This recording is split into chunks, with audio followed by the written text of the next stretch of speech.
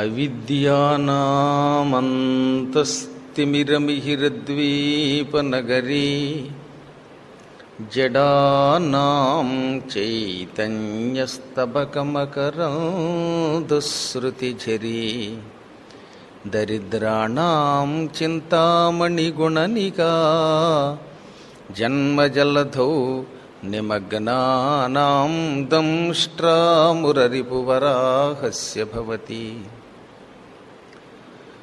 శుక్లాంబరధరం విష్ణుం శశివర్ణం చతుర్భుజం ప్రసన్నవదనం ధ్యాయేత్ సర్వవిఘ్నోపశాంతయే. వందే గురుపదద్వంద్వం అవాంగ్మానసగోచరం రక్తశుక్లప్రభామిశ్రం అతర్క్యం త్రైపురం మహః. నారాయణం నమస్కృత్య నరం చైవ నరోత్తమం దేవీం సరస్వతీం వ్యాసం తతో జయముదీరయేత్. కూజంతం రామ రామేతి మధురం మధురాక్షరం ఆరుహ్య కవితాశాఖాం వందే వాల్మీకికోకిలం.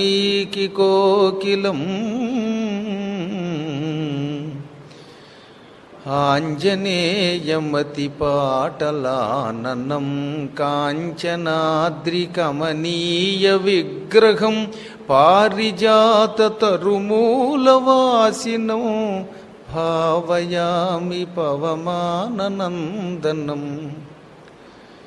వైదేహీ సహితం సురద్రుమతలే హైమే మహామంటపే మధ్యే పుష్పకమాసనే మణిమయే వీరాసనే సుస్థితం. అగ్రే వాచయతి ప్రభంజనసుతే తత్వం మునిభ్యః పరం వ్యాఖ్యాంతం భరతాదిభిః పరివృతం రామం భజే శ్యామలం. బృహస్పతి మీకు చాలాసార్లు చెప్పాను, అత్యద్భుతమైన జ్యోతిశాస్త్ర వేత్త. ఆయన జ్యోతిశాస్త్రంలో శకున ప్రకరణము, స్వప్నాధ్యాయము, దీంతోపాటు కరణాదులు, ఏ కరణములో ప్రయాణం చేస్తే మనకి లాభమో, యోగములు, విష్కంభాలు, తిథి, వారం, నక్షత్రం, ఇవన్నిటి వివరాలు అత్యద్భుతంగా చెప్పాడు. దాదాపు 80,000 శ్లోకాలు పైచిలుకుంటుంది అది. అందులో ప్రత్యేకంగా స్వప్నాధ్యాయం అనే పేరుతో ఇంచుమించు 2,000 శ్లోకాలు రాశాడు. ఇంకా మిగతావన్నీ పెద్దలను అడిగి తెలుసుకోండి, ఎందుకంటే నేను చెప్పలేను అన్నాడు. ఎందుకంటే ఇలాంటివి కాకుండా వచ్చే కళలు కూడా ఉంటాయిలండి. ఎన్ని చెప్పినా ఇంకోటి అడుగుతారు ఎవరో ఒకళ్ళు. ఈ శాస్త్రాలని ఎన్ని చెప్పండి ఇంకో అనుమానమే. ఓసారి ఒక చోట ఓ అడవి ఉందిట. ఆ అడవి దగ్గర చెట్టు దగ్గరేమో ఒక పెద్ద మట్టి ముద్ద ఉన్నది. ఈ మట్టి ముద్దకి చెట్టు మెంచి కిందకి రాలినటువంటి ఒక ఆకుతో స్నేహం వచ్చాయిట. ఆకు మట్టి ముద్ద కలిసి స్నేహం పెట్టుకుని ఏమనుకున్నాయి, ఆకు అడవిలో గాలి ఎక్కువ వేస్తుంది, గాలి వేసినప్పుడు నువ్వు ఎగిరిపోకుండా మట్టి ముద్దను కనుక నీ మీద కూర్చుంటాను, నేను నిన్ను రక్షిస్తాను అందుట. వెంటనే ఆకంది, అలాగే నువ్వు నన్ను గాలి వేసినప్పుడు ఎగిరిపోకుండా రక్షించు, వర్షం వచ్చినప్పుడు మట్టి ముద్ద నువ్వు కరి కొట్టుకుపోతావు గనక నేను ఆకుని నీ మీద ఉండి వర్షం చుక్కపడకుండా నేను నిన్ను కాపాడతా అని అందుట. ఈ కథ ఇలా చెప్పాడు ఒక ఆయన. చెప్పగానే కింద నుంచి ఒకళ్ళు లేచి ఒకేసారి గాలి వాన వస్తేనో అన్నాడు. అలా ఉంటాయి ఈ అనుమానాలు, ఆయుధార అనుమానాలు. అందుకని ఆయన ఏం చెప్పాడంటే, నాయనలారా, నేను 2,000 శ్లోకాల్లో సాధ్యమైనంత వరకు చెప్పాను. ఇంకేమైనా అనుమానాలు వస్తే పద్మాకర్ గారు ఉంటారు కలియుగంలో, ఆయన అడిగి తెలుసుకోండి. ఆయన వెళ్ళిపోయిన తర్వాత అలాంటి వాళ్ళు ఎంతోమంది వస్తూనే ఉంటారు, వాళ్ళని అడిగి తెలుసుకోండి, అంటే పెద్దలను అడిగి తెలుసుకోండి అని చెప్పాడు ఆయన. ఆఖరి నా కొసమెరుపు చెప్పాడు. స్వప్నాధ్యాయం ప్రవక్ష్యామి నానా స్వప్న సముచ్చయే స్వప్నస్తు ప్రథమే యామే సంవత్సర విపాకినం నేను స్వప్నాధ్యాయం చెబుతున్నాను. సూర్యభగవానుడికి, విష్ణువుకి, బ్రహ్మకి, ఈశ్వరుడికి నమస్కరించి నవగ్రహ దేవతలమైన మేమందరం కలిసి నిర్ణయించిన శాస్త్రం ఇది. అనేక స్వప్నముల యొక్క కలయిక చెబుతున్నాను.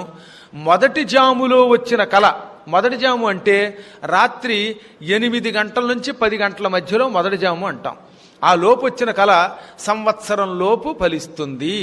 పూర్వం పెందరాళ్లే పడుకునేవారు. Early to bed and early to rise అనేవారు. ఇప్పుడు రాత్రి 12ంటికి పడుకుని పొద్దుట 10ంటికి లేస్తారు. ఇది అనారోగ్యం, శరీరాన్ని పాడు చేస్తుంది.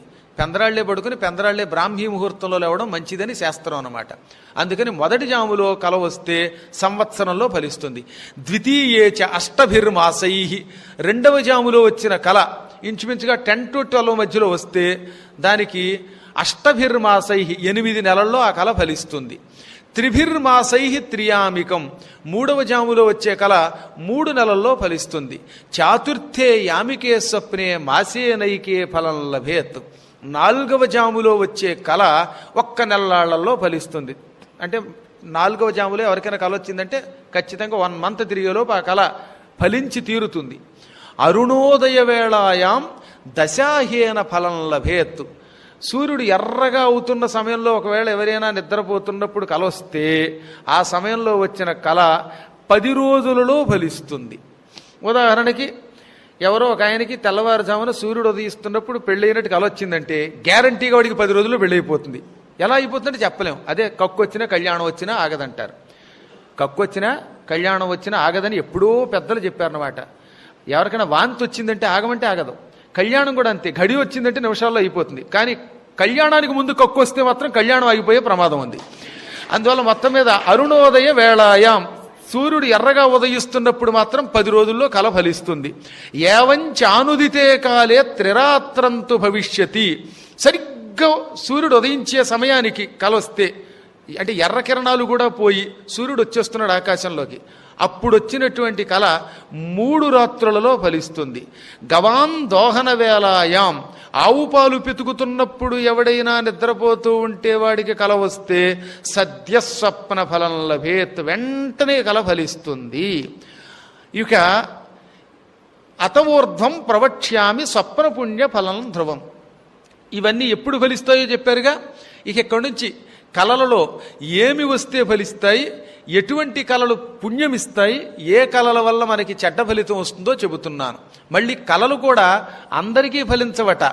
వాతకం పిత్తకం చైవ చింతితంచ అనువర్జయేత్.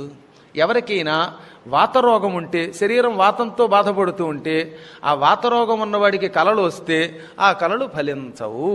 పిత్తకం పైత్యరోగం అని ఉంటుంది. ఆ పైత్యం వల్ల అస్తమాటు కళ్ళు తిరుగుతూ ఉంటాయే, ఎక్కువగా వంకాయ తెగదినేస్తే వాళ్ళకి పైత్యం బాగా వస్తుందని శాస్త్రం. ఇలాంటి పైత్యరోగం ఉన్నవాడికి కూడా కలలు వస్తే అవి ఫలించవు. అందుకే కలియుగంలో ఎక్కువ మందికి కలలు ఎందుకు ఫలించట్లేదంటో అంతో ఎంతో వాతం పైత్యం ఉంటాయి. పైత్యం లేని మనిషి అంటూ అంతో ఎంతో ఉండట. నేను చెప్పిన మాట కాదు, మహానుభావుడు ధన్వంతరి చెప్పిన మాట. చింతితంచ అనువర్జయేత్, దేనినైనా ఎక్కువ మనస్సులో ఊహిస్తే అది కలలోకి వస్తే కూడా ఫలించదు. ఉదాహరణకు ఒక ఆయన ఉన్నాడు, పదే పదే ఓ తెల్లని కారును చూసి, భలే ఉందండి కారు, దీనికి 4 నాలుగులు కూడా ఉన్నాయి నెంబరు, ఈ కారు నాకు హరిప్రసాద్ గారు ఇచ్చేస్తే బాగుండు అని కోరిక వచ్చింది వీడికి. పగలంతా ఈ కారే తలుచుకున్నాడు. అందుకని రాత్రి నిజంగానే కల వచ్చి, ఆ కలలో హరిప్రసాద్ గారు వచ్చి, నాయన ఈ 4 నాలుగుల కారు నీ చేతిలో పెడుతున్నాను, 4 కాలాల పాటు చల్లగా ఉండన్నారు అనుకుందాం. ఈ కల ఫలించదు, ఎందుకంటే నువ్వు ఎంతసేపు దాని మీద దృష్టి ఉంచావు గనక. దృష్టి ఉంచి దేనిని ఆలోచిస్తే ఆ కల ఫలించదు. హఠాత్తుగా రావాలి కల అన్నమాట, ఎప్పుడు తనంత తాను రావాలి. అందుకే చింతితంచ అనువర్జయేత్. అతి దీర్ఘం, బాగా ఎక్కువసేపు కల వస్తే, ఒక 5-6 గంటలో 3 గంటలో కల వచ్చిందంటే ఆ కల కూడా ఫలించదు. ఆ తర్వాత ఏం చెప్పాడు, ఆ అతి దీర్ఘం తర్వాత దివాదృష్టవా స్వప్నం, పగటిపూట నిద్రపోతున్నప్పుడు కూడా కలలు వస్తాయి కొందరికి. పగటి కలలు పనికి చేయడు, ఆ కలలు కూడా ఫలించవు. దివాస్వప్నం పనికిరాదుగాక పనికిరాదు. ఇక ఇప్పుడు ఏవి శుభమో ముందు చెప్పాడు. యస్తు పశ్యతి స్వప్నాంతే రాజానం కుంజరం హయం సువర్ణం వృషభం గావః కుటుంబం తస్య వర్ధతే. ఎవడైనా కలలో మహారాజుని, ఏనుగుని, గుర్రాన్ని, బంగారాన్ని, మంచి ఎద్దుని, ఆవుని చూశాడంటే వాడికి కుటుంబం తస్య వర్ధతే, కుటుంబ అభివృద్ధి కలుగుతుంది. మన కుటుంబం బాగా అభివృద్ధి కలిగి, అంటే పిల్లలు హాయిగా పెళ్ళిళ్ళు చేసుకుని సంపదలతో అన్ని విధాలుగా సుఖంగా ఉండాలంటే కలలో మహారాజు లాంటి వాడు కానీ, ఏనుగు కానీ, గుర్రం కానీ, బంగారం కానీ, ఎద్దు కానీ, ఆవు కానీ రావాలి. ఇవి వస్తే కల్లోకి కుటుంబ వృద్ధి. ఇంకా ఆ కుటుంబంలో ఎప్పుడూ దుఃఖం రాదు. ఆపై ఆరోహణం గోవృషకుంజరాణం ప్రాసాద శైలాగ్రవనస్పతీనాం విష్ఠానులేపో రుదితం మృతంచ స్వప్నేష్వగమ్యాగమనంచ పుణ్యం. కలలో ఎవడైనా ఎద్దునెక్కినట్టు వచ్చిందంటే వాడికి మంచి పదవి వస్తుంది. హఠాత్తుగా ఏ రాష్ట్రపతి పదవో గవర్నర్ పదవో వచ్చేస్తున్నమాట. పద్మాకర్ గారు మీరు రాత్రి కలగన్నారట ఆవో ఎద్దో ఎక్కినట్టుగా, ఇదిగోనండి తమిళనాడు గవర్నర్ మీరేనండి అని అంటారు. అంటే ఈయన రిటైర్ అయ్యాక నెక్స్ట్ డే అండి. ముందు ఇప్పుడున్న వాళ్ళకి గండం రాదు. మొత్తం మీద కలలో ఎవడైనా ఆవునెక్కినట్టు వచ్చినా, ఎద్దునెక్కినట్టు వచ్చినా, ఏనుగునెక్కినట్లు వచ్చినా, ఈ మూడింటి మీద ఎక్కడ ఆవు, ఎద్దు, ఏనుగు ఎక్కితే అటువంటి వాడికి మంచి పదవి వస్తుంది, అత్యద్భుతమైన పదవి వస్తుంది. అది కూడా కష్టపడకుండా, ఎక్కువ ప్రచారం చేసుకోకుండా, ధనం ఖర్చు పెట్టుకోకుండా వస్తుందట. ఒక్క ముక్కలో చెప్పాలంటే నామినేటెడ్ పదవులను ఉంటాయి, అవి వస్తాయన్నమాట. ప్రాసాద శైలాగ్ర వనస్పతీనాం, ప్రాసాదం అంటే భవనం, పెద్ద ఎత్తైన బిల్డింగ్ పైకి ఎక్కినట్టు వస్తే, భవనం మీదకి ఎక్కినట్టు వస్తే అటువంటి వాడికి కూడా ఉద్యోగంలో హఠాత్తుగా ప్రమోషన్ వస్తుంది. ఏదో కెమెరామెన్గా పనిచేస్తున్నవాడు ప్రొడ్యూసర్ అయిపోవచ్చు, ప్రొడ్యూసర్గా ఉన్నవాడు ఏకంగా CEO అయిపోవచ్చు. ఇలా మొత్తం మీద అన్ని ఉద్యోగాల్లోనూ కూడా మంచి అభివృద్ధి కలుగుతుంది. కొండ మీదకి ఎక్కినట్టు శైలాగ్రం, కొండ చివరికి ఎక్కినట్టు కలొచ్చిందంటే ఇక వద్దన్న అందరూ మంగళహారతి బట్టి గైకో నా విహారాతి గౌరీదేవిని మంగళహారతి బట్టి వాడిని మహానుభావుని చేసేస్తారు. ఇంక వాడు ఎక్కడికెడితే అక్కడ జనం వచ్చి పడిపోతారట. ముఖ్యంగా పౌరాణికులకి కొండెక్కినట్టు వచ్చిందంటే ఇక వాడు ఉపన్యాసం చెబుతూ ఉంటే ఈ చివరి నుంచి ఆ చివరి దాకా ఒకటే జనం వచ్చి పడిపోతూ ఉంటారన్నమాట. వనస్పతీనాం, చెట్లపైకి ఎక్కినట్టు వస్తే, వనస్పతి అంటే ఒకటేమో చెట్లని, రెండోది పనస చెట్టుని వనస్పతి అంటారు. నేను ఒకప్పుడు అవధానం చేసినప్పుడు పతి తల కోసి వండెనొక భామిని అన్నారు. ఒక భామినిట భర్త తలకాయ కోసి వండి పెట్టింది అని. అప్పుడు నేను వనస్పతి తల కోసి వండెనొక భామిని, పతి కాదు వనస్పతి అంటే పనసకాయ కోసి తలకాయ కోయడం అంటే కాడ కోసి అప్పుడు వండి పెట్టింది అని చెప్పాను. అలాగే ఇంకోసారి మళ్ళీ ఇదే సమస్య ఇచ్చారు. అప్పుడు తన వంటని మెచ్చి ఊచగా పతి తల, ఆవిడ వంటని మెచ్చుకుని పతి తలకాయ ఊపెట్ట, అదనమాట. మెచ్చి ఊచగా పతి తల కోసి వండెనొక భామిని కూరలు, తన భర్త మెచ్చుకుంటూ ఉండగా కూరలు కోసి వండి పెట్టిందని మరోసారి పూర్తి చేశాం. అవధానాలు ఇలాంటి ఎన్నెన్ని సమస్యలు ఇస్తారు. ఎందుకు చెబుతానంటే వనస్పతి అంటే ఇటు పనసకాయ అని అర్థం, పనస చెట్టు అని అర్థం, దాంతోపాటు చెట్లు అని కూడా అర్థం. చెట్ల చివరికి ఎక్కినట్టు కలొస్తే అటువంటి వాడికి మంచి ఏదో తెలియని హఠాత్తు అభివృద్ధి కలుగుతుంది, పుణ్యం కూడా వస్తుంది. ఇంకా విష్ఠానులేప, విష్ఠ అంటే మలం. హఠాత్తుగా ఓ చిన్న పిల్లవాడు అలా ఉపన్యాసానికి వచ్చి నిద్రపోతున్న పిల్ల మల విసర్జన చేసింది అనుకుందా. పిల్లలకి ఏం తెలుస్తుంది? ఆ మలం ఒళ్ళంతా పూసుకున్నట్టు కలొస్తే, కలలో మళ్ళీ ఇక్కడ పూసుకుంటే కంపు, కలలో మాత్రమే వచ్చిందా ఇక వద్దంటే బంగారం వచ్చి పడిపోతున్నాడు. వాడికి రోజు ఉంగరాలు చేయించుకుంటాడు, బంగారాలు చేయించుకుంటాడు, గొలుసులు చేయించుకుంటాడు, ఎలా వస్తుందో తెలియదు, బంగారం వచ్చి పడిపోతున్నట్టు వాడికి కుప్పలు తిప్పలుగా. కలలో మలము పూసుకోవడం అంత ఉత్తమం లేదనమాట. భగవంతుడు ఏమిటో విచిత్రం, విష్ఠానులేప. ఇక చూడండి మీకు రాత్రి అంతా ఇదే కల, ఒళ్ళంతా మలం పూసుకున్నట్టు వస్తుంది, ఇక అక్కడి నుంచి బంగారం వస్తుందని. తలుచుకోకుండా రావాలి, తెలుసుకోకుండా హఠాత్తుగా వచ్చిందా, మనం దాన్ని పట్టించుకోనప్పుడు కలొచ్చిందా, అప్పుడు అలా వస్తే ఎంతో లాభం.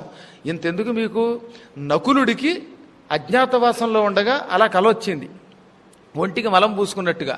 వెంటనే 2 నెలలు తిరగకుండా వాళ్ళ మేనమామ వాళ్ళకి 8 బారువుల బంగారం పంపాడనమాట. ఇంకా కలలో మలం పూసుకుంటే బంగారం వస్తుందనమే. రుదితం, ఎవడైనా ఏడుస్తున్నట్టు కలొచ్చిందంటే ఆ ఏడ్చేవాడికి జీవితంలో ఎప్పుడు ఏడుపు రాదు, సుఖంగా ఉంటారు. మృతంచ చచ్చిపోయినట్టు కలొచ్చిందంటే వాడు 100 ఏళ్ళు బతుకుతాడు. శవాన్ని కళ్ళలో చూడడం చాలా మంచిది అన్నారు. అందుకే మనకి బాగా ఎవరి మీదైనా ఇష్టం ఉన్నప్పుడు ఆ ఇష్టుడు చచ్చిపోయినట్టు కలొచ్చిందంటే వాడు 100కి 100 ఏళ్ళు బ్రతుకుతాడు. అంత సుఖం అన్నమాట. స్వప్నేష్వగమ్యాగమనంచ గమ్యం, వెళ్ళకూడని చోట్లని కొన్ని ఉంటాయి. అలాంటి చోట్లకి మనం వెళ్ళినట్టు కలొచ్చిందంటే అది కూడా ధన్యం పుణ్యం అన్నారు. ఇక క్షీరిణం ఫలినం వృక్షం ఏకాకి యో అధిరోహతి తత్ర తస్య విబుద్ధస్య మృత్యురిత్యేవ నిర్దిశేత్. ఒక చెట్టుకి పాలు కారుతూ ఉండగా ఆ పాలు కారుతున్న చెట్టునెక్కినట్టు కలొచ్చిందంటే వాడికి మరణం వస్తుందని అర్థం. కొన్ని చూసారా, చెట్టు గిల్లగానే పనస చెట్టు గిల్లితే పాలు వస్తాయి. అలాగే ఎందుకో కొన్ని చెట్లు గిల్లితే అందులోంచి పాలు కారుతూ కనపడతాయి. ఆ తెల్లని పాలు కారుతున్నటువంటి చెట్టుని కలలో ఎక్కినట్టు కలొచ్చిందా మృత్యురిత్యేవ నిర్దిశేత్, వాడికి మరణం వస్తోంది అని పేరు. ప్రాయశ్చిత్తం చేసుకోవాలి. ఇంకా బాగా పళ్ళు కాసిన చెట్టు ఎక్కినట్టు వచ్చిన, ఓ చెట్టు నిండా మామిడి పళ్ళు ఉన్నాయి, లేక యాపిల్స్ ఉన్నాయి, లేకపోతే ఇంకేవో పళ్ళు ఉన్నాయి, అలాంటి పళ్ళ చెట్టు ఎక్కినట్టు కలొచ్చినా కూడా వాడికి మరణం వస్తుంది. అంటే వీడి జీవితం ఇంకా పండిపోయిందని అర్థం. పళ్ళుతో ఉన్న చెట్టు ఎక్కాడంటే ఇక నీ జీవితం పండిపోయిందిరా, వెళ్ళిపోతున్నావు అని. అది కూడా ఒంటరిగా ఎక్కితే ఇంకా తొందరగా ప్రమాదం. అంటే ఏకాకి యహ అధిరోహతి, ఒంటరిగా ఎక్కినట్టు అసలు రాకూడదు. వాడికి బుద్ధి కూడా తొందరగా నశిస్తుంది. యస్తు శ్వేతేన సర్పేణ ఘోరేణ దంసితో భుజ సహస్తలాభ తస్య స్యాదపూర్ణే దశమే దినే. తెల్లని పాము వచ్చి ఈ భుజాల మీద ఎక్కడైనా కాటేసినట్టు కలొచ్చిందంటే వాడి చేతులు ఆరోగ్యంగా బలంగా తయారవుతాయి. కుంటి చేతులతో ఉన్నవాడికి కలొస్తే చేతులు వచ్చేస్తాయి అన్నారు. అదే చెప్పాడు అక్కడ, అపూర్ణే దశమే దినే తస్య స్యాత్ హస్తలాభ. అసలు చేతులు లేని వాడికి కూడా 10వ రోజు చేతులు వస్తాయి. ఇలా చేతులు వంగిపోయిన వాళ్ళకి చేతులు బాగుపడతాయట. కలలో తెల్లని పాము భుజములను కాటేసినట్టు వస్తే, మనకి వస్తే అలాంటి కళ మన చేతులు ఆ రోజు నుంచి నొప్పులు లేకుండా ఉంటాయి.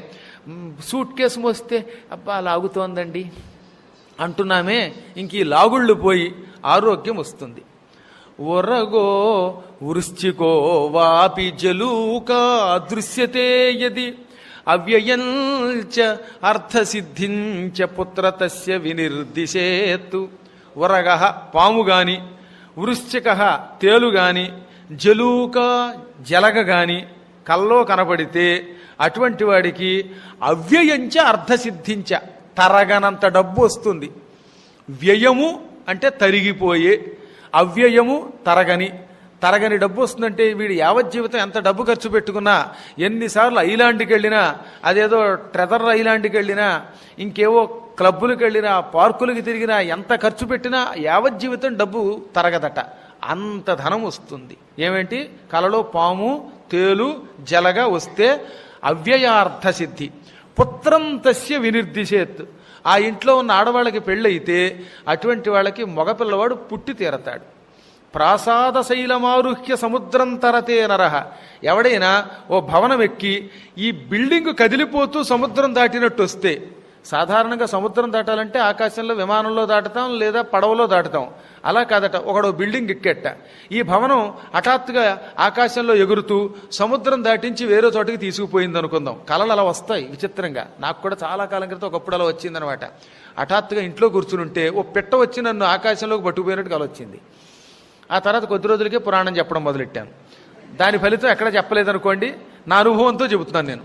మొత్తం మీద ఎవడైనా భవనం ఎక్కి సముద్రం దాటినట్టు కలొచ్చిందంటే వాడు దాసీ కులంలో పుట్టిన, పని మనిషి కడుపున పుట్టిన సోపి రాజా భవిష్యతే, ఓ రాజు అవుతాడు. రాజు అవుతాడంటే కిరీటం పెట్టుకుంటాడు కాదు, గొప్ప పదవి వస్తుంది.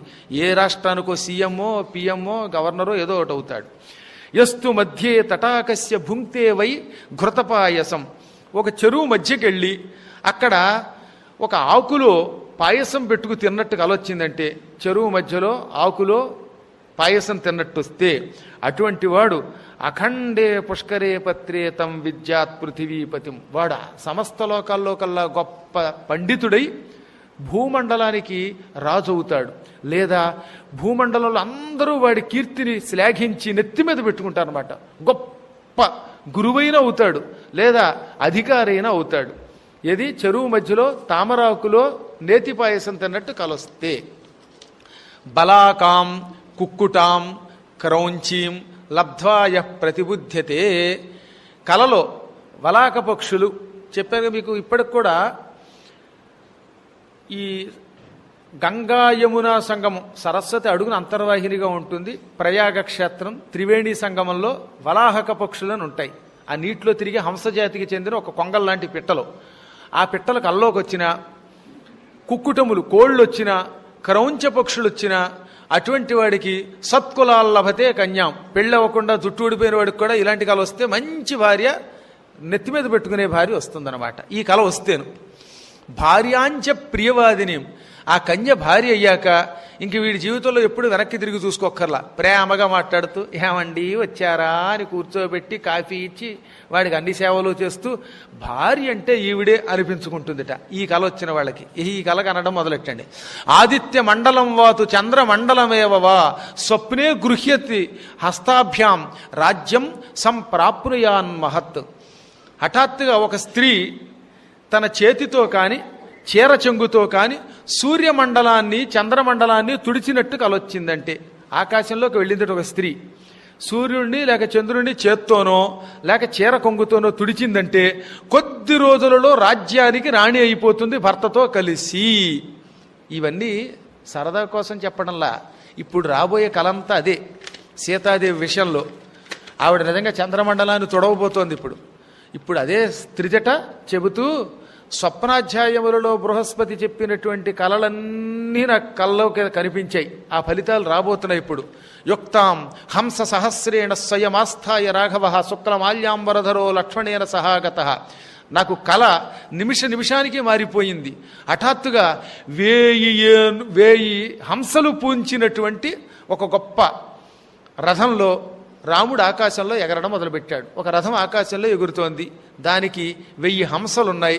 ఆ హంసలు పూంచబడినటువంటి రథంలో రాముడు కూర్చున్నాడు. తెల్లని బట్టలు కట్టుకొని లక్ష్మణునితో కలిసి వెడుతున్నాడు. మళ్ళీ కళ మారింది. స్వప్నేచ అద్య అంటే ఇప్పుడు ఇంకొక కళ వచ్చింది. కళలో కళ అనమాట. కళ తర్వాత మళ్ళీ మారుతూ ఉంటుంది దృశ్యం అన్నట్టు, ఎప్పుడు ఒకే రకంగా లేదు. సీత తెల్లని బట్టలు కట్టుకొని ఆకాశ మార్గంలో వెళ్ళి సముద్ర మధ్యంలో ఓ తెల్లని పర్వతం దగ్గరికి వెళ్ళింది. సముద్రంలో తెల్లని కొండట. హిమాలయ పర్వతం బాగా మంచుతో ఉన్నప్పుడు తెల్లగా కనపడినట్టుగా సముద్రం మధ్యంలో ఒక తెల్లని కొండ కనపడింది. ఇక్కడే శ్వేతం పర్వతమాస్థితాండంలో సముద్ర మధ్యంలో తెల్లని కొండ ఉంది అంటే అసలు రహస్యం శ్వేతద్వీపం అని అర్థం. శ్వేతద్వీపం అంటే శ్రీ మహావిష్ణువు నివాస స్థానము. అక్కడికే రావణుడు వెళ్ళి చావు దెబ్బలు తిన్నాడని ఇదివరకు కూడా చెప్పాను మీకు. క్షీరసాగరంలో శ్వేతద్వీపం అనే పేరుతో ఒక ద్వీపం ఉంటుంది. ఆ ద్వీపాన్ని హిమాలయాలలో నమూనాగా కించిత్తు పెట్టుకున్నాడు విష్ణువు.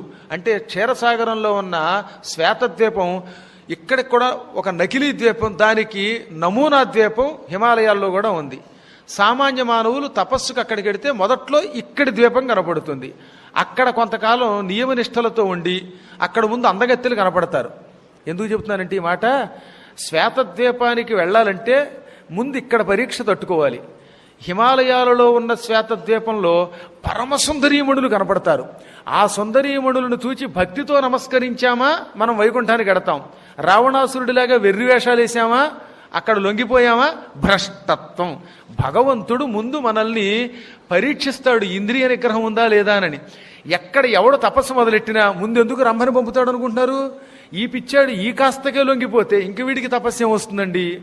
ఇప్పుడు ఎందుకని వాల్మీకి మహర్షి అంత వర్ణించాడు?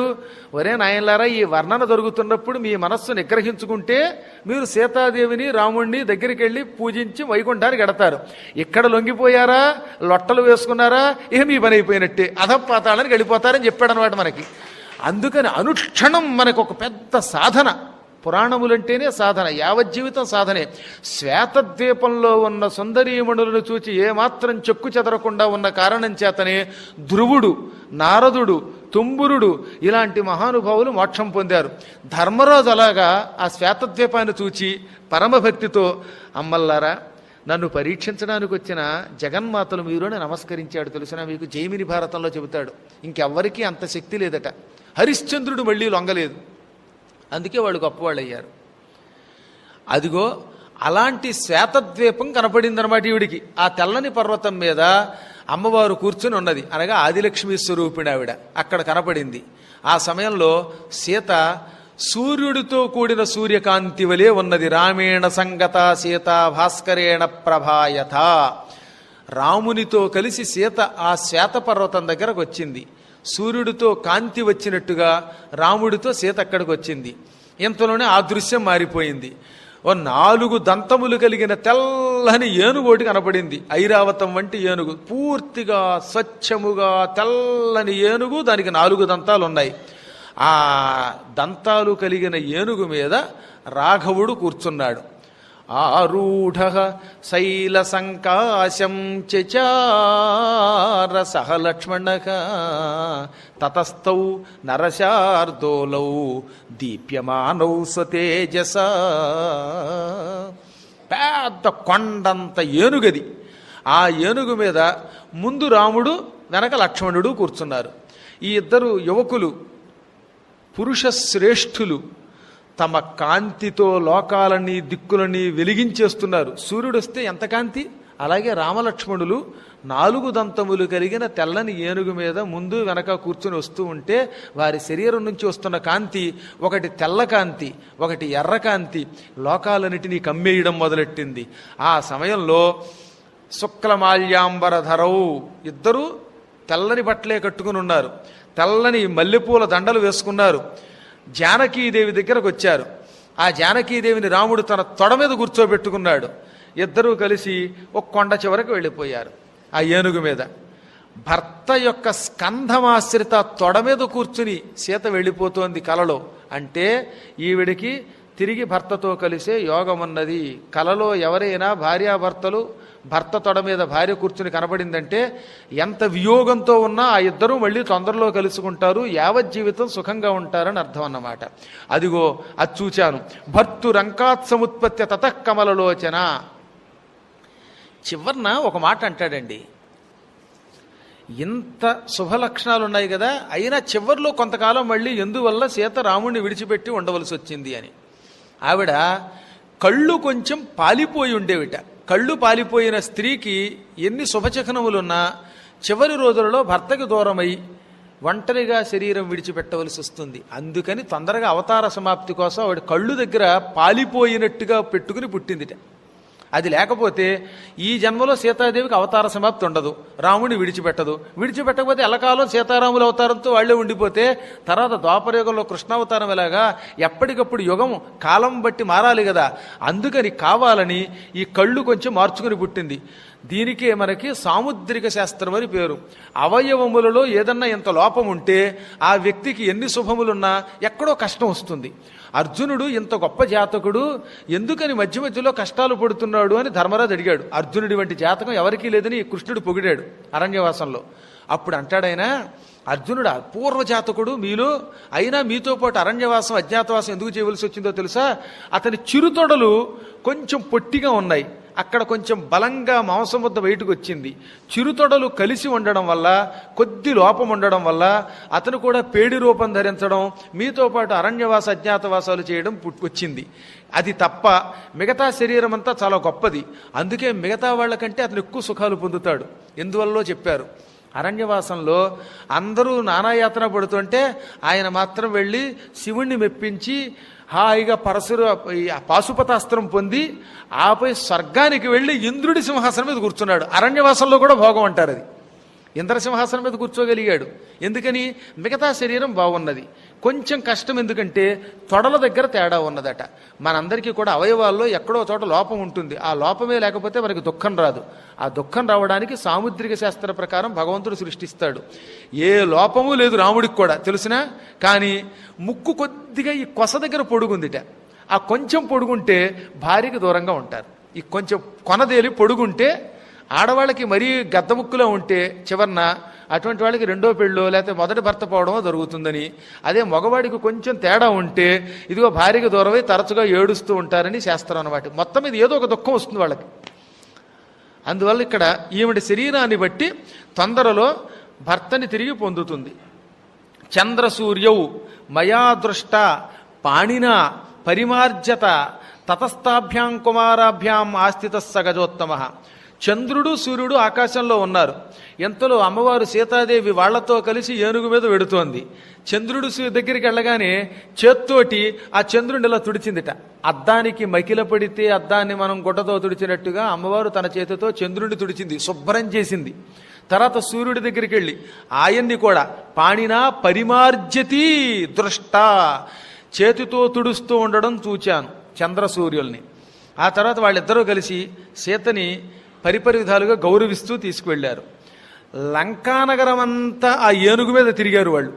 ఆకాశ మార్గంలో 4 దంతములు కలిగిన ఏనుగు తెగ తిరిగింది లంక పైన. ఆ లంక మీద ఆ ఏనుగు తిరుగుతున్నంతసేపు ఏనుగు మీద రాముడు లక్ష్మణుడు సీత కూర్చునున్నారు. అంటే ఆ ముగ్గురు ఏనుగెక్కి మొత్తం లంకను చుట్టారు, అనగా లంకను నాశనం చేయబోతున్నారని అర్థం. పాండురర్షభయుక్తేన రథేన అష్టయుజా స్వయం ఇహోపయేత కాకుత్సహ సీతయా సహ భార్యయా. ఎంతలో మళ్ళీ కల మారింది. 8 గుర్రములు పూంచిన, ఇక్కడ గుర్రం అనకుండా వృషభము అన్నాడు, అంటే ఎడ్లు, మంచి బలమైన ఎడ్లు పూంచిన 8 ఎడ్లు కట్టినటువంటి ఒక రథం వచ్చింది. ఓ ఎడ్ల బండి వచ్చిందనమాట. ఆ ఎడ్ల బండికి 8 ఎడ్లు కట్టున్నాయి. ఆ బండి మీద సీతతో పాటు రామచంద్ర ప్రభువు కూర్చునున్నాడు. 8 ఎడ్లు కట్టినటువంటి రథము అంటే అష్టదిక్పాలకులను కూడా జయించే పరాక్రమం కలిగిన భర్తతో కలిసి భార్య వస్తోంది. 8 మంది దిక్పాలకులు ఎదిరించిన వాళ్ళని జయించి తిరిగి తన రాజ్యానికి వెళ్ళగలడు రాముడు అని దీని అంతరార్థం సుమా. కాబట్టి 8 భయంకరమైన మంచి బలమైన ఎడ్లు పూంచిన రథం మీద పెడుతున్న రాముణ్ణి సీతతో పాటు చూచానంటే రావణునికి పతనం తప్పదు, రామునికి విజయం తప్పదు. రాముడు దిక్పాలకుల్ని జయిస్తాడు. శుక్లం ఆల్యాంబరధరో లక్ష్మణేన సహాగతః తతోన్యత్ర మయా దృష్టో రామః సత్యపరాక్రమః. రాముడు నిజమైన బలమైనవాడు అని ఒక అర్థం. సత్యమే పరాక్రమంగా కలిగినవాడు రాముడు. అటువంటి రాముడు తెల్లబట్టలతో మరొక చోట లక్ష్మణునితో వెళ్ళడం చూచాను. ఆ మహానుభావుడు కొంతసేపు ఆకాశంలో తిరిగి హఠాత్తుగా మన పుష్పక విమానం దగ్గరికి వెళ్ళాడు. రావణాసురుడు మాత్రమే ఎంతకాలం వాడుతున్నాడు. ఆ పుష్పక విమానం దగ్గరికి రాముడు వచ్చి లక్ష్మణునితో సీతతో పాటు దాన్ని తడిమి ప్రదక్షిణ చేసి అందులో ఎక్కి హాయిగా ఉత్తరాం దిశమాలోక్య, ఉత్తర దిక్కుకి వెళ్ళిపోయాడు. ఇప్పుడు వీళ్ళు ఎక్కడున్నారు? దక్షిణం దిక్కులో ఉన్నారు. ఉత్తరం దిక్కులో ఏముంది? అయోధ్య ఉంది. మన పుష్పక విమానంలో రాముడు తన భార్యతో సోదరుడితో అయోధ్యకేసి ఉత్తరం కేసి వెళ్ళిపోయాడు. సందేహం లేదు, వాళ్ళు గ్యారంటీగా నేటివ్ ప్లేస్కి వెళ్ళిపోతారు. ఇది నేను లక్ష్మణుడితో వెళ్ళడం స్వప్నేన మయా దృష్ట, స్వప్నంలో చూడబడింది. రామో విష్ణు పరాక్రమ, రాముడు విష్ణు పరాక్రమంతో ఉండడం చూచాను. సందేహం లేదు, అతడే విష్ణువు. నహి రామో మహాతేజా శక్యా చేతుం సురాసురై, రామ మహాతేజా సురాసురై జేతుం న శక్య అన్నది. రాముడు దేవదానవులంతా కలిసి ఒక్కటై ఎదిరించిన యుద్ధంలో ఓడిపోడు. వీళ్ళందరూ కలిసిన ఆయన ఏమీ చేయలేరు. మహాతేజస్సు కలిగిన వాడు, పరాక్రమవంతుడు. ఈ రాక్షసులేం చేయగలుగుతారు? దేవదానవులే జయించలేని అపూర్వమైన పరాక్రమం కలిగిన రాముణ్ణి మన రాక్షసులు ఆయన సెగ పువ్వు కూడా కదల్చలేరు. స్వర్గానికి వెళ్ళినా మరో లోకానికి వెళ్ళినా మన వాళ్ళని రాముడి చేతుల్లోంచి రక్షించేవాళ్ళు ఒక్కళ్ళు లేరు. మన వాళ్ళు పరమపాపాత్ములు. రాముడు శుభం పొందుతాడు, సీతారాముల సంయోగం తప్పదు. మన వాళ్ళ కథ చెబుతాను. వాళ్ళు కల్లోకి వచ్చారు.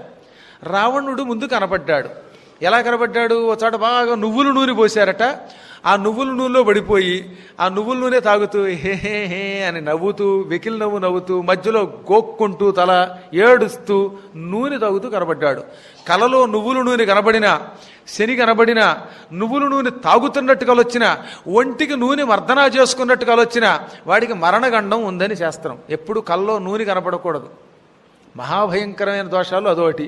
అలా ఎవరికైనా కలొస్తే మర్నాడు వెంటనే 108 ప్రదక్షిణలు నవగ్రహాలకి చేసి శనికి తైలాభిషేకం చేయించండి అని బృహస్పతి ఎప్పుడో చెప్పేశాడు. ఇక మీద గుర్తుపెట్టుకోండి అనమాట. కలలో నూనె వచ్చిందంటే, నూనె ఒంటికి పూసుకున్నట్టు వచ్చిందంటే, లేక తాగినట్టు వచ్చిందంటే, లేక నూనె గుంటలో పడిపోయినట్టు వచ్చిందంటే కిక్కులు మరకుండా మర్నాడే పరిగెత్తుకొచ్చేయటమే. నవగ్రహాలయానికి వెళ్ళిపోయి 108 ప్రదక్షిణలు చేయటం, ఆపై శనికి తైలాభిషేకం చేయటం.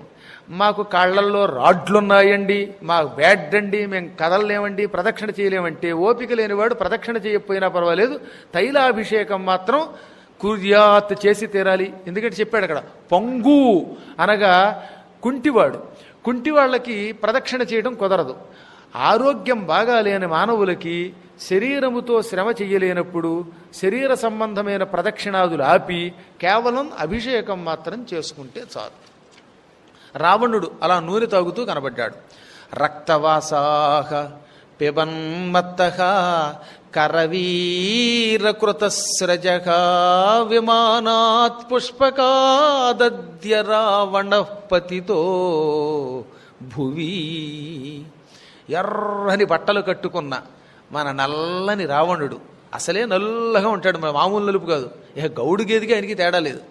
అంత నల్లగా ఉన్న ఆయన ఎర్రని బట్టలు కట్టుకుని కరవీరకృతస్రజ, గన్నేరు పూల దండ మెడలో వేసుకుని, పైగా అది కూడా కరవీరం అంటే గన్నేరు, గన్నేరు పువ్వులతోటి మాల వేసుకుని మెడలో విమానం నుంచి కింద పడ్డాడు. పుష్పక విమానము నుండి ఢామని కింద పడ్డం చూశాను. బలిచ్చే ముందు పూర్వకాలంలో గన్నేరు పువ్వులు మెడలో వేస్తారు. అందువల్ల కలలో గన్నేరు పువ్వుల దండ వేసుకోవడం మంచిది కాదు. మల్లె పువ్వుల దండ వేసుకున్నట్టుగా కల వచ్చిందంటే శుభం. ఎర్రని మందార పువ్వులు కానీ, లేదా ఇంకేమైనా బాగా ఎర్రగా ఉన్న పువ్వులు కానీ, ముఖ్యంగా గన్నేరు పువ్వులు కానీ, ఇవి దండగుచ్చి మెడలో వేసుకుని మనం కల్లో తిరుగుతున్నట్టు కలొచ్చిందంటే వాడికి చాలా గండం ఉందని అర్థం అన్నమాట. వాటన్నిటికీ కూడా ప్రాయశ్చిత్తాలు ఉన్నాయి. పైగా ఎర్ర బట్టలు ఇవన్నీ కట్టుకుని విమానం నుంచి కింద పడ్డాడు వాడు, పుష్పక విమానం నుంచి. కాబట్టి వీడు 2-3 నెలల్లో మరణం సంభవిస్తుంది రావణునికి. కృష్యమాణ స్త్రియా దృష్టో ముండ కృష్ణాంబర పునః. ఇంతలో ఏం జరిగిందిట, ఒక నల్లని బట్ట కట్టుకున్న ఒక స్త్రీ వచ్చింది. ఆ స్త్రీ పూర్తిగా నల్లని బట్టలు కట్టుకుంది, శని బట్టలు కట్టుకుని, గుండు బాగా కొట్టించుకుని, ఆవిడ కూడా గుండు అనమాట. గుండూరాణి గారు నల్లని బట్టలు కట్టుకుని గాడిదలు పూంచిన రథం తీసుకొచ్చింది. ఆవిడ ఈ రావణాసురుడి మెడకి ఒక తాడు వేసి గుర్రుని ఈడ్చుకుపోవడం మొదలెట్టింది. రావణుని మెడలో ఎర్రని దండ వేసి, ఒళ్ళంతా ఎర్రని గంధం పూసి, రక్తచందనం పూసి, రక్తవర్ణంలో ఉన్న పువ్వుల దండ వేసి, వాడి మెడకో తాడేసి వాడిని ఈడ్చుకుపోవడం మొదలుపెట్టింది దక్షిణం దిక్కుకేసి. అది చూచాను. ఆవిడ మృత్యుదేవతే. కల్లో గుండుతో ఉన్న స్త్రీలు అస్సలు కనపడకూడదు సుమా. అసలు కలలో గుండుతో ఉన్న మనిషి కనబడితేనే ప్రమాదం అన్నారు.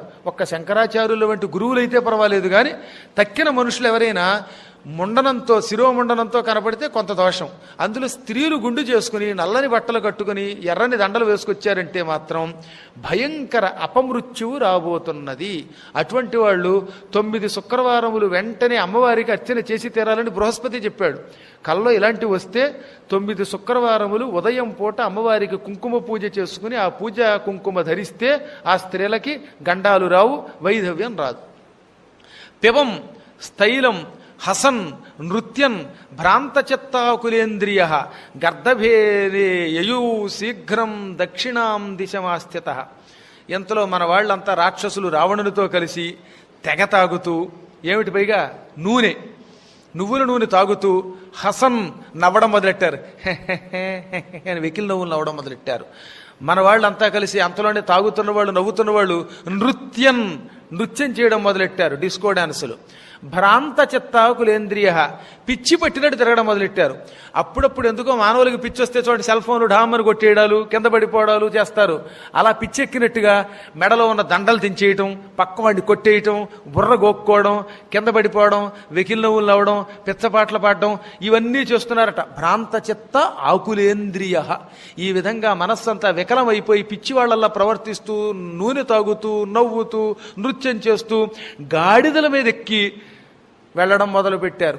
రావణాసురుడు గాడిద మీదెక్కి దక్షిణం దిశకి వెళ్ళడం నేను చూశాను. దక్షిణం దిక్కి, పైగా గార్ధభం మీదెక్కి. పునరేవ మయా దృష్టో రావణో రాక్షసేశ్వర. ఎంతలోనే రావణాసురుడు మళ్ళీ ఇంకో రకంగా కనబడ్డాడు. ఈసారి తల్లకిందులుగా కింద పడిపోయాడు ఆకాశం నుంచి. ఎక్కడి నుంచి? గాడిద మీద ఎడుతున్నాడు కదా, ఆ గాడిద వాడిని కింద పారేసింది, తలకిందులుగా పడిపోయాడు. భయంతో ఏడుస్తున్నాడు భూమి మీద పడిపోయి. ఎంతలోనే భయంతో ఆర్తుడై మదమెక్కి విహ్వలుడై ఉన్మత్తహాయవ పిచ్చివాళ్లా అయిపోయి బట్టలలా ఇప్పి పారేశాట. దిగ్వాస గొట్లిప్పేసుకున్నాడు పిచ్చెక్కి. ఆ తర్వాత దుర్వాక్యం ప్రలపన్ బహు, ఏం మాట్లాడాడు పిచ్చివాగుడు. దుర్వాక్యములు అంటే బండబూతులు తిట్టాడు అనలేక ఆ మాట అన్నారన్నమాట. నోటికి వచ్చినట్టు తిట్టడం మొదలెట్టాడు, ప్రలాపం చేశాడు.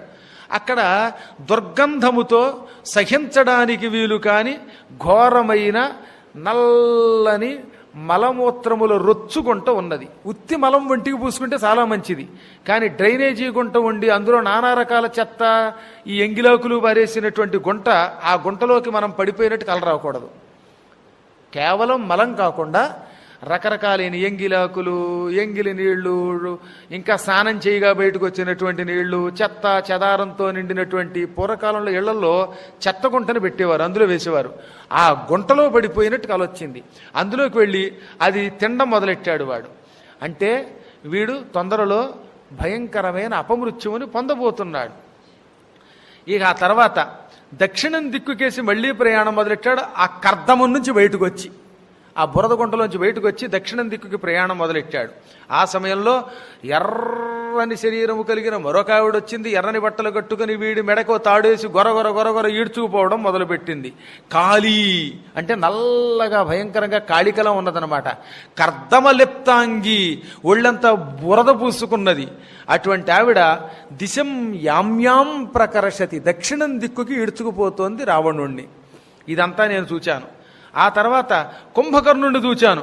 వాడు కూడా ఇలాగే ఎర్రని బట్టలు కట్టుకుని నల్లని స్త్రీ చేత దక్షిణం దిక్కుకి ఈడ్చుకుపోబడుతున్నాడు. ఇప్పుడు రావణాసురుడు కొడుకులు కనబడ్డారు. వీళ్ళంతా గుండులు చేయించుకుని తైలం తాగుతూ వరాహేణ దశగ్రీవ, పంది మీదెక్కాడు దశగ్రీవుడు రావణుడు. సింసుమారేణ చేంద్రజిత్తు, మొసలి మీదెక్కాడు ఇంద్రజిత్తు. మొసళ్లలో కూడా సింసుమారం అంటే ఒక పిడక మొసలని, కొన్ని మొసళ్ళు ఒక రకమైన ఎండుకట్టెల్లా కనపడతాయి. ఎండుకట్టెల్లా కనబడేటటువంటి మొసళ్ళని సింసుమారములు అంటారు. అటువంటి మొసలి మీద ఎక్కాడు ఇంద్రజిత్తు. ఉష్ట్రేణ కుంభకర్ణశ్చ, ఒంటి మీద ఎక్కాడు కుంభకర్ణుడు. ఈ ముగ్గురు కూడా భలే వాహనం. ఒకడు గాడిద, ఒకడు మొసలి, ఒకడు ఒంటె ఎక్కి దక్షిణం దిక్కుకి ప్రయాణం చేయడం మొదలుపెట్టారు. ఇంతమంది మధ్యలో ఒక్క ఆయన మాత్రం లంకానగరంలో సుఖంగా కనబడ్డాడు. ఏకః తత్ర మయా దృష్టః శ్వేతఛత్రః విభీషణః. ఒక్క విభీషణుడు మాత్రం తెల్లని గొడుగు నెత్తి మీద పెట్టుకుని వెడుతున్నాడు. ఓ పరిచారకుడు వచ్చి గొడుగు పెట్టేట్టు విభీషణుడికి. అది తెల్ల గొడుగు. కలలో తెలుపు రావడం చాలా మంచిది. అందులో తెల్ల గొడుగు పెట్టినట్టు వచ్చిందంటే లంకా నగరానికి భవిష్యత్తులో ఆయన రాజు కాబోతున్నాడు అని అర్థం. మీకు ఎవరికైనా కల్లో తెల్లగొడుగు వేసుకున్నట్టు వచ్చిందంటే భలే పదవి వస్తుందండి బాబు. ఏదో కార్పొరేటరో, మేయరో, లాయరో ఏదో ఒకటి అవుతాను మొత్తం మీద. శుక్లం ఆల్యాంబరధర, తెల్లని బట్టలు కట్టుకుని తెల్లని దండలు వేసుకొని శుక్ల గంధాను లేపన తెల్లగంధం పూసుకొని నృత్యం చేస్తూ పాటలు పాడుతూ శంఖాలు వాయిస్తున్న బ్యాండ్ మేళం వాళ్ళు కూడా వస్తూ ఉండగా ఆయన ప్రయాణం చేశాడు విభీషణుడు. ఆయన ఒక్కడే స్వచ్ఛంగా ఉన్నాడు. ఆయనకి ఎదురుగుండా 4 దంతములు కలిగిన ఐరావతం వంటి ఏనుగు వచ్చింది. ఆ ఏనుగు మీద ఎక్కాడు ఈయన. మామూలు ఏనుగు కాదు, శైల సంకాశం, కొండంత ఎత్తుందా ఏనుగు. ఏకంగా ఆకాశంలో మేఘాలను తాకుతోంది. ఆ ఏనుగు మీదకి విభీషణుడు ఎక్కాడు. అప్పుడు విభీషణుని దగ్గరికి 4 మంత్రులు వచ్చారు. ఆ మంత్రులు 4గురికి కూడా చేయూతనిచ్చి విభీషణుడు అదే ఏనుగు ఎక్కించుకున్నాడు. అంటే విభీషణుడితో ఎప్పుడు 4 మంత్రులు ఉంటారు. వాళ్ళు చతుర్భిః సచివైః సార్థం, 4 మంత్రులతో పాటు ఏనుగెక్కి వైహాయసముపస్థిత. వైహాయసం అంటే ఆకాశ వీధి. ఆకాశ వీధిలో ఎగురుతున్నాడు ఆయన. చూసారు ఈ కళ? కేవలం 2 నెలల లోపే, ఎక్కువ కూడా అవల. 2 నెలల తర్వాత రాముడు ఎలాగో అరణ్యవాసం పూర్తయిపోయింది, రావణవధ అయిపోయింది. ఈ లోపే యుద్ధానికి వెళ్లే ముందే విభీషణుడు సరిగ్గా ఆ 4 మంత్రులతోటే ఆకాశంలో రాముడి దగ్గరకు వచ్చాడు. రావణుడు బతికొండగానే సముద్ర తీరంలో నీకు పట్టాభిషేకం చేసేశానన్నాడు ఆయన. ఇంకా ఎలక్షన్ అవల, డిక్లేర్ చేసేశాడు ఆయన. అది గొప్ప కళ అంటే. అద్భుతమైన స్వప్నాలు ఇవి. ఇందులో భరతుడికి ఒక స్వప్నం ఇలాగే వస్తుంది. మేనమామ ఇంటికి వెళ్ళగా అయోధ్యాకాండలో అది నిజమైంది. వాళ్ళ నాన్నగారు చచ్చిపోయారు ఆ కళ వల్ల. ఇక్కడ త్రిజటా స్వప్నం. స్వప్నములు అత్యద్భుతం అండి. ఇవేమి ఫలితం లేకుండా ఉండడం అనేది అసంభవం. కొన్ని కళలు ఆరోగ్యంగా ఉన్నప్పుడు, మనం సుఖంగా ఉన్నప్పుడు, గాఢంగా నిద్రపోయినప్పుడు వచ్చిన కళలు గ్యారంటీగా ఫలిస్తాయి. నేను చూశాను అలాంటి కళలు ఫలించడం అన్నమాట. నాకు ఓసారి కాలికి గండపెండేరం వేసినట్టు కళ వచ్చింది. 1999లో నైమిశారణ్యంలో పురాణం చెబుతున్నప్పుడు. ఆ నైమిశారణ్యంలో భాగవత సప్తాహం చేస్తుండగా కాలికి గండపెండేరం వేసినట్టు వచ్చింది. కరెక్ట్గా 2004 సంవత్సరం మే నెలలో, ఇదే మే 10వ తారీఖు నాడు నాకు గండపెండేరం వేశారు. ఆశ్చర్యం అన్నమాట. సరిగ్గా 5 ఏళ్ల తర్వాత కళ ఫలించింది. మీరు మర్చిపోయాను మీకు చెప్పడం, చాలామంది విడివిడిగా అడుగుతున్నారు రోజును శ్రీలంక రావడానికి. శ్రీలంక రావడానికి ముందు మీకు పాస్పోర్ట్ ఒకటి ఉండాలి. అది విదేశీయానం కాబట్టి పాస్పోర్ట్ లేకుండా మనకు మళ్ళీ రైల్లో వెళ్ళిపోయినట్టు కుదరదు. పాస్పోర్ట్లు ముందు రెడీ చేసుకోండి. ఎట్టి పరిస్థితుల్లో సెప్టెంబర్లో చివరి వారంలో పెడతాం. విమానం టిక్కెట్లు ఎటువంటివంటే ఈ రోజు ఉన్న టిక్కెట్ రేపు ఉండదు. రైలు టిక్కెట్లకు ఫిక్స్డ్ అమౌంట్ ఉండదు. అది నిక్ ఆఫ్ ద మూమెంట్లో పెడితే ఒకేసారి 50,000 కూడా టిక్కెట్ ఉండొచ్చు. ప్రస్తుతం మాత్రం సెప్టెంబర్లో 13,500 ఎంతో ఉంది. అది రేపటికి మళ్ళీ మారిపోతూ ఉంటుంది. కాబట్టి వెళ్ళాలనుకున్న వాళ్ళు ఆలస్యం లేకుండా పాస్పోర్ట్ ఉన్నవాళ్ళు వాళ్ళ పాస్పోర్ట్ యొక్క ఫోటోస్టాట్ కాపీ అది ఇస్తే మా పీఠం తరపున ఆర్గనైజర్ గారు వస్తారు. అందరం కలిసి ఆడదాం. వీలుంటే కాదు కాస్త రిక్వెస్ట్ చేసినా హరిప్రసాద్ గారు కూడా పట్టుకుపోదాం.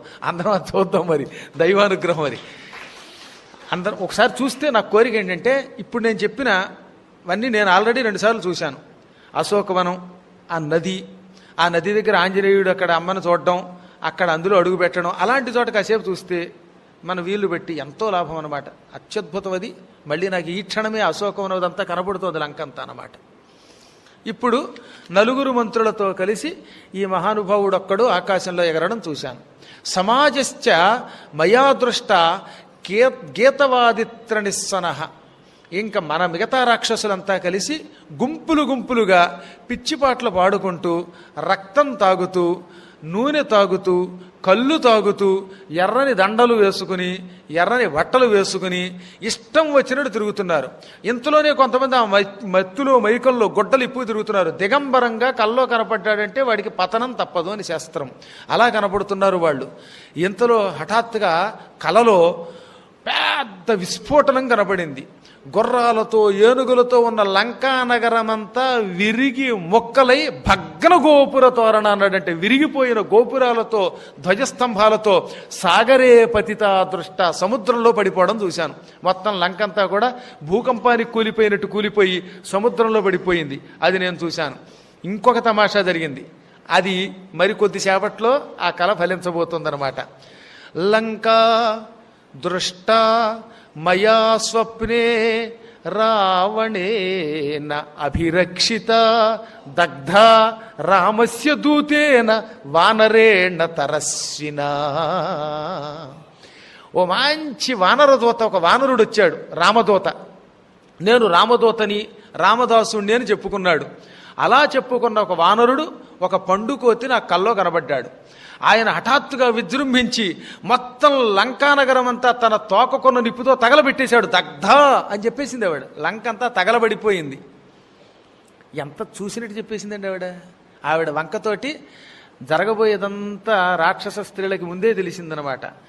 రామస్య దూతేన వానరేణ తరస్సిన లంకా మయా దగ్ధ దృష్ట. ఒక రామదూత చేత లంకానగరమంతా తగలబెట్టబడ్డం నేను కలలో చూచాను. తెల్లవారుజామునొచ్చిన ఈ కళ నిజమైపోతుంది సుమ. అందులో కల్లో కోతి కనబడితేనే మహాదోషం అంటారు. లంకలో కోతి కనబడింది అంటే లంకకి పతనం తప్పదు. శాఖామృగ శాస్త్రగణై నిషిద్ధ. పిల్లి, కోతి, ఒంటె, మొసలి, పంది ఇవి కల్లో వచ్చాయంటే మృత్యుగండాలు వస్తాయి, నష్టమని పేరు. ఆవు, ఎద్దు, ఏనుగు ఇలాంటివి కల్లోకి వస్తే పరమ పవిత్రం. తామర పువ్వులు, కలువ పువ్వులు కల్లోకి వచ్చాయంటే మంచి శోభ, ఇల్లంతా ఎప్పుడు కళకళలాడుతూ ఉంటుంది. ఇదేమిటో కోతి కల్లోకి వచ్చింది, లంకం తగలబెట్టింది అన్నదామె. హిత్వా శైలం ప్రనృత్తాశ్చ ప్రహసంత్యో మహాసనాః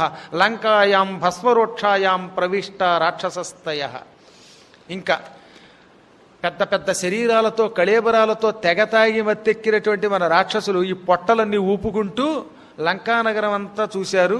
ఆ సమయంలో వాళ్ళల్లో కొందరిని చంపాడు ఆ కోతి, కొందరిని తగలబెట్టాడు. రాక్షసుల యొక్క ధ్వంసం చూశాను.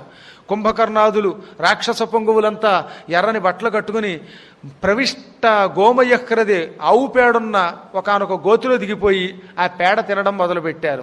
ఆ తర్వాత బయటకు వచ్చి ఏడవడం మొదలుపెట్టారు. అయ్యో, లంకానగరంలో ఏ మూల చూచినా అపశకునాలే కనపడుతున్నాయి కలలో నాకు. ఏ రకంగా చూచినా ఈ లంకానగరానికి ఇక శోభ లేదు. కొద్ది రోజుల్లో ఇది ధ్వంసం అయిపోతుంది, పునర్నిర్మాణం అవుతుంది. ఇది సీతను చూచారా? ఆ పరమ సాధ్వీమణిలో ఆమెలో ఎక్కడైనా దుఃఖాలు అనుభవించవలసిన లక్షణాలు ఉన్నాయా? అన్ని సుఖాలు అనుభవించవలసిన లక్షణాలే. కానీ దురదృష్టం ఏమిటంటే ఈవిడ ముఖం కొంచెం కళ్ళు దగ్గర పాలిపోయి ఉన్నది. అందుకే కష్టాలు అనుభవిస్తోందని నాకు అనిపిస్తున్నది. ఈ క్రూరమైన అపవిత్రమైన స్వప్నం ద్వారా సీతకి విజయం తప్పదని, మన వాళ్ళకి పతనం తప్పదని నాకు ఎప్పుడో తెలిసిపోతున్నది. ఇదిగో ఆనాడు నిజంగా రామచంద్ర ప్రభువు వచ్చి ధనుష్టంకారం చేసి లంకానగరాన్ని నాశనం చేస్తున్నప్పుడు, మన వాళ్ళందరూ చచ్చిపోయినప్పుడు మనల్ని కాపాడేది ఈ సీత తప్ప ఎవ్వరూ లేరు. ఇంకా మనల్ని ఎవరూ కాపాడలేరు. ఇప్పటికైనా మించిపోయింది లేదు. ఆవిడ్ని ఏడిపించడం మాని ఆవిడ్ని మంచి చేసుకుంటే మనం మునిగిపోకుండా బతుకుతాం. నా మాట వినండి. ఇదిగో చూడండి, రాక్షసులు ఘోరావస్థకి వెడతారు. ఘోరావస్థకి వెడుతున్నప్పుడు మనం కూడా వాళ్లతో కలిసి ఏదో దరిద్రపు మరణం పొందబోతున్నాం, నా ఎడం చెయ్యి కొంచెం అదురుతున్నది అంటే మనకి శుభం కలుగుతుంది. మీలో సీతని ఇప్పటికే పెట్టరాని బాధలు పెట్టిన వాళ్ళు ఉన్నారు. ఒక్క నమస్కారం చేయండి చాలు, ఆవిడ ప్రసన్నురాలైపోతుంది. సీత చాలా మంచిదని చెప్పింది ఆవిడ. ప్రణిపాత ప్రసన్నాహి మైథిలీ జనకాత్మజ అలమేషా పరిత్రాతుం రాక్షస్యో మయతో భయాత్. ఈ మైథిలి, ఈ జనకపుత్రిక ఒక్కసారి అలా నమస్కారం చేస్తే ప్రసన్నురాలైపోతుంది. ఈ తల్లి ఒక్కతే మన రాక్షసుల్ని, ముఖ్యంగా మన స్త్రీలని భయంకరమైన కష్టం నుంచి కాపాడుతుంది. దుర్మరణం పొందకుండా మనల్ని కాపాడేది ఈ తల్లి మాత్రమే. చిన్న నమస్కారం చెయ్యండి, ఏమీ లేకపోయినా కాపాడుతుంది ఆవిడ. నమస్కరిస్తే మనల్ని సంస్కరిస్తుంది. చూశారా, ఈ విశాలాక్షి నకించిదుపలక్షయే, ఎక్కడ ఈవిడ శరీరంలో లోపం లేదు. విరూపమపి చాంగేషు సుసూక్ష్మమపి లక్షణం. సూక్ష్మంగా పరిశీలిస్తే కొంచెం ముఖం దగ్గర రంగుపోయి పాలిపోయి ఉన్నది, అది తప్ప ఇంకెక్కడా లేదు. ఛాయ వైగుణ్య మాత్రంతు.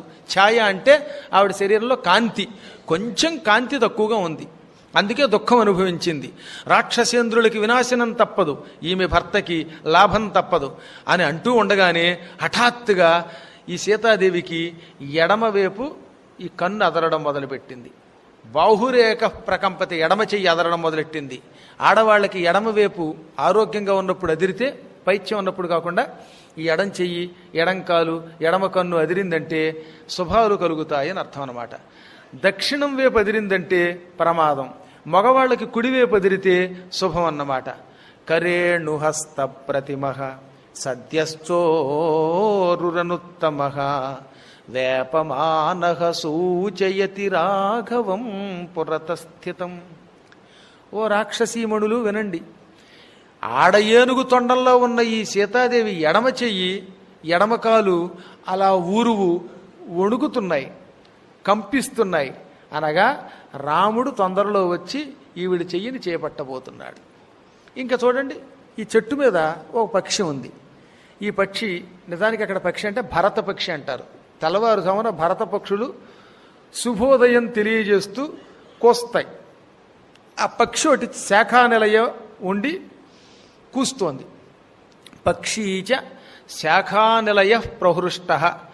కొమ్మ చివర కూర్చుని ఉన్న ఒక పక్షి చాలా సంతోషంతో పునః మళ్ళీ మళ్ళీ ఉత్తమ శాంతవాది, ఆవిడ మనస్సుకి ఊరడ కలిగేటట్లుగా, మనస్సుకున్న దుఃఖం తొలగి సంతోషం కలిగేలాగా సుస్వాగతం వాచముదీరయానః, నీకు సుస్వాగతము శుభం కలుగ్గా కానీ పలుకుతున్నట్టు కూస్తోంది. ఓ చెట్టు ఉంది అక్కడ, ఆ చెట్టే శివసుప వృక్షం. చెట్టు కింద సీత కూర్చునున్నది. ఆ చెట్టు కొమ్మ చివర ఒక పక్షి ఉంది. ఆ పక్షి భరత పక్షి. ఆ పక్షి భరతవాక్యం ఏమని పలుకుతోందనమాట, చీటికి వాటికి అది కుహు కుహు అంటూ ఉంటే ఆ కోత సీత నీకు శుభమవుతుంది, నీకెప్పుడూ కష్టం కలగదు అని పలుకుతున్నట్టుగా, శుభం పలుకుతున్నట్టుగా అరుస్తోంది. చూచారా? ఆ అరుపుని బట్టి ఈవిడికి శుభమే. ఇక్కడ సుస్వాగతం వాచముదీరయాన. చాలామంది స్వాగతం తర్వాత సుస్వాగతం లేదు అంటున్నారే, ఆ మాట వాల్మీకి ప్రయోగం. సు ఆగతం అంటే మంచి రాక, దానికి స్వ ఆగతం స్వాగతం. స్వ అంటే తన యొక్క, ఆగతం రాక. సు స్వ ఆగతం అని విడదీయాలన్నమాట. దీనికి మంచి తన యొక్క రాక, తనకి రాబోయే ఒక గొప్ప రాక అని అర్థం అన్నమాట. కాబట్టి ఈ పదం కూడా సాధువే. ఈ విధంగా ఈమె అనగానే ఆ రాక్షస స్త్రీలు ఒక్క క్షణం వణికిపోయారు. ఇలా చెప్పి కళ ఆపేసింది, ఇంకెంతకంటే చెప్పడం అనవసరమని. అప్పటిదాకా చాలా దుఃఖంతో ఉంది ఈవిడ. భర్త పేరెత్తగానే సిగ్గొచ్చిందిట. తన భర్తను తానే పొగిడింది, అన్ని మాటలు మాట్లాడింది. ఎన్ని చెప్పినా పూర్వకాలంలో పతివ్రతలను జాతి ఉండేవారు. వాళ్ళు ఏం చేసేవారంటే భర్తను ఎవరన్నా పొగిడితే కొంచెం సిగ్గుపడేవారట. అందుకని వెంటనే ఆవిడ ఏం చేసింది, తతస్సా హ్రీమతి బాలా భర్తుర్విజయహర్షిత అవోచత్ యది తత్తథ్యం భవేయం శరణం హివహ. వెంటనే ఆవిడ సిగ్గుపడిపోయింది. కొంచెం తలెలా వంచుకొని భర్త విజయ వార్త వినగానే మా ఆయనకి శుభం కలుగుతుంది, ఆయనకి విజయం లభిస్తుంది, లంకకి నాశనం అని ఈ త్రిజట స్వప్న వృత్తాంతం చెప్పి నన్ను ధైర్యపరిచింది, నా అధైర్యం తొలగించింది, నా భయం తొలగించింది, నన్ను సంతోషపెట్టింది. ఇప్పుడు నేను మీకు మాట ఇస్తున్నాను, ఈ త్రిజట చెప్పిన మాట నిజమే అవ్వాలి, ఆవిడ చెప్పినట్టుగా కల ఫలించాలి. అలా కల ఫలించాలి కానీ నా రాముడితో నాకు తిరిగి సంధానం అవ్వాలి కానీ మిమ్మల్ని సంపరిస్తానా? భవేయం శరణం హి వహ వహ, మీకు నేను అభయం ఇస్తాను, శరణిస్తాను. నా రాముడు మిమ్మల్ని ఏం చేయకుండా కాపాడతాను, మీరు నాకేం దండం పెట్టక్కర్లా, నేను మిమ్మల్ని రక్షించి తీరతానంది. ఆ మాట ఆవిడ నిలబెట్టుకుంది. చెప్పాక సీత యొక్క మంచితనం అది. పాపాత్ముల్ని కూడా క్షమించే ఉదార గుణం. ఓ 2-3 సార్లు మనకు కోపం వచ్చిందంటే మూడోసారి గడప ఎక్కనివ్వం, చీటికి బడికి కోపగిస్తాం. కానీ సీత తనని నిరంతరం చంపి తింటామని పీడించిన క్రూర జనులైన రాక్షస స్త్రీల మీద కూడా కరుణ చూపించింది. వెంటనే అందనమాట ఆవిడ. ఏమని? నా భర్త విజయవార్త విన్నాను, నాకు సంతోషం కలిగింది. ఈ కల నిజమైతే నేను మీకు ఏ గండం ఉండకుండా వరం ఇస్తున్నాను, మీకు శరణిస్తున్నాను, అభయం ఇస్తున్నాను అని ఆనందంతో పులకించిపోయింది. ఈ విధంగా క్షణకాలంలో అప్పటిదాకా ఉన్న భయంకరమైన ఆవేదన, ప్రాణం తీసుకుందామా చచ్చిపోదామా అని ఏడుస్తున్న ఆవిడికి భగవంతుడు త్రిజటా స్వప్న వృత్తాంతం అనే ఘట్టం ద్వారా స్వస్థత ఇచ్చాడు, ఆరోగ్యం ఇచ్చాడు, ఆశ్వాసం, రాముడు వస్తాడనే నమ్మకం ఇచ్చాడు, శుభాన్ని కలిగించాడు. అందుకే ఈ సర్గకు ఒక ప్రత్యేకత ఉన్నది. జీవితంలో ఇక నాకు ఉద్యోగం రాదు, లేక ఉపాధి లేదు, లేదా ఇల్లు రాదు అని బాధపడుతున్న వాళ్ళు, ఇంకా కొన్ని పనులు ఉంటాయి, ఆ పనులు యావజ్జీవితం కష్టపడినా అవ్వని పనులు కొన్ని ఉన్నాయి.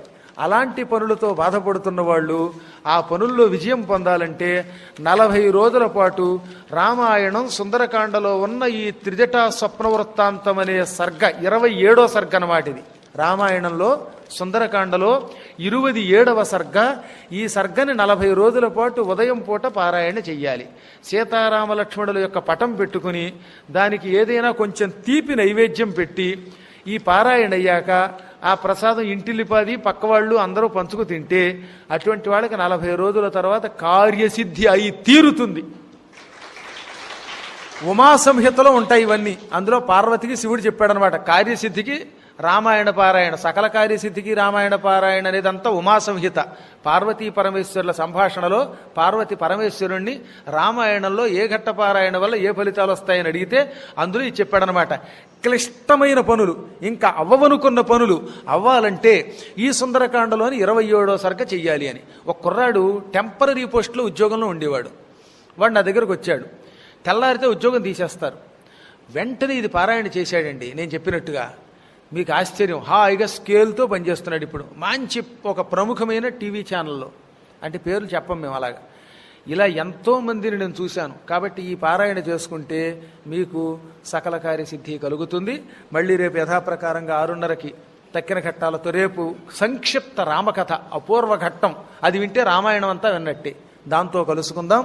అంతవరకు స్వస్తి ప్రజాభ్య పరిపాలయంతాం న్యాయ్యేన మార్గేణ మహీం మహిషాః గోబ్రాహ్మణేభ్య శుభమస్తు నిత్యం. లోకాః సమస్తాః సుఖినో భవంతు.